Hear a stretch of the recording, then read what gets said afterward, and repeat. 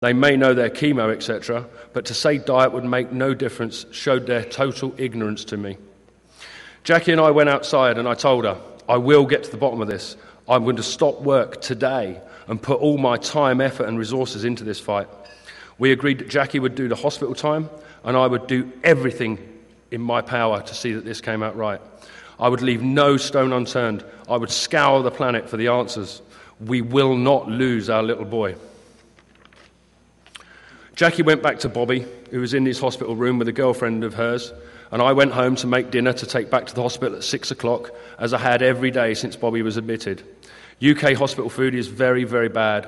Lots of sausages, deep-fried food, and lots of processed junk.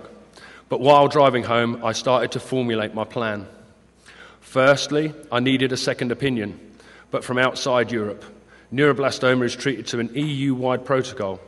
The treatment is 80 days of combination chemo in 10-day cycles, 3 days on and 7 days off. And for those of you who know about chemo, you know that is aggressive chemotherapy. This is followed by surgery to remove the primary tumour, then high-dose MAT chemotherapy, maximum action treatment, designed to completely clear all bone marrow cavities of marrow and hopefully cancer too. This is then followed by radiation therapy and then redifferentiation therapy, which is high-dose pulse Roaccutane, designed to redifferentiate any tumour cells that are almost always missed. Now, this is all provided it goes according to plan, but I now know that this happens in less than 10% of these small kids. Average age of diagnosis of neuroblastoma is just 3 years old.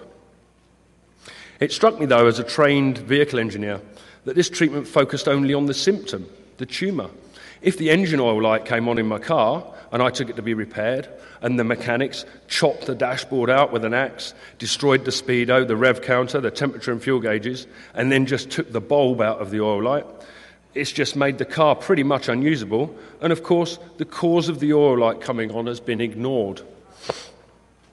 That night, the day of diagnosis, I spoke to Sloan Kettering, I spoke to Children's Hospital of Philadelphia, and I spoke to Children's Hospital here in LA. And I wanted to find which doctor has been treating neuroblastoma for the longest period of time. And I found it as a doctor by the name of Bob Seeger, who is here at CHLA. He's been specialising in the treatment of this disease for over 30 years. And yes, he would see Bobby, and yes, he would give a second opinion. So while encountering huge resistance from the doctors in the UK and mumblings of child abuse, Jackie, her friend, and Bobby, together with anti-inflammatories which totally removed his symptoms, flew here to LA to see Dr. Seeger. The outcome was twofold. Dr. Seeger told me in no uncertain terms that I was not to allow an open biopsy of the tumour to be carried out, and he confirmed the diagnosis. There's no need for the biopsy, he said. It's likely to spread the tumour more. He thought that US survival rates are higher than the European, but that it would be outweighed by Bobby not being in his home surroundings. Secondly, though, it gave me the 8 days they were away to research 20 hours a day. And what I found truly shocked me. The UK doctors had told me not to search the internet. It would only confuse me. What I did find, though, was a huge wealth of information. There was, in fact, so very, very much I could do. Food, natural treatments that had no side effects. So, my strategy that I came up with was one, to fight the cancer directly from as many different angles as possible, simultaneously, using diet, homeopathy, Ayurvedic medicine, bioresonance, and all the other natural approaches.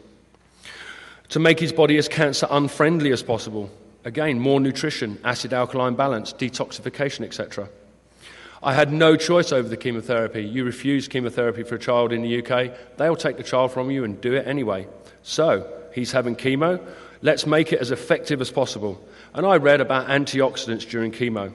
I asked the oncologist about this. They told me not to give him antioxidants during chemo, and I discovered that is based on absolutely no scientific evidence whatsoever. The evidence is, give the antioxidants. 4, to reduce the side effects of the chemo as much as possible. Again, diet, homeopathy, detox, supplementation. And finally, 5, to identify the probable causes via testing for nutritional status, heavy metals, parasites, volatile organic compounds in blood, etc. And so I began to leverage the odds in Bobby's favour, dealing with food issues myself while finding and employing the right healthcare professionals to organise the testing, supplementation and other approaches. So, first thing I did was water. Once I realised what's in tap water, I fitted this whole house water filter system. I didn't even want my family to wash with it, never mind drink it. Secondly, I bought a steam distiller. I didn't feel that the filtered water was even pure enough for Bobby.